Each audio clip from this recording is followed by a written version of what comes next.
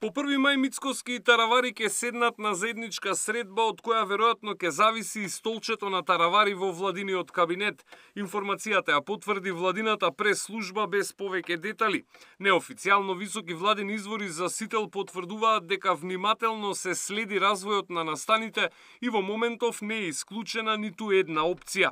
Турбуленциите од коалицијата Вреди се преселија и во новата влада, откако Таравари се реши на локалните избори да истрча сам.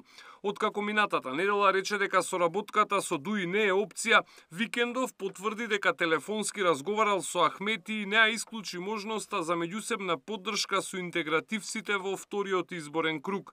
Рече дека сака да остане дел од владата, но и дека е подготвен да замине во опозиција.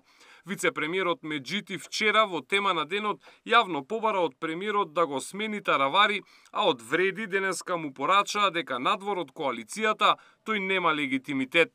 Ги добивме тие гласа, 107.000 гласа, за да ги представиме албанците и другите граѓани во ова влада и било кој да се одцепи од оваа коалиција, ја нема поддршката на овие 107.000 гласови. Третиот владин партнер Знам денеска не сакаше да го коментира однесувањето на Таравари. Тоа е внатрешно прашање на коалицијата Вреди, а нивното останување, значи останувањето на партијата на господинот Таравари зависи од ставот на премиерот. Арбен Таравари е рекордер по политички прелети во поновата македонска историја. Во последните 8 години 4 пати влегуваше и излегуваше од владата, а во меѓувреме ја предводеше и поделбата на неговата партија Алијанса за албанците. Во моментов контролира 5 пратеници во собранието со кои нема капацитет да влијае на владеачкото мнозинство.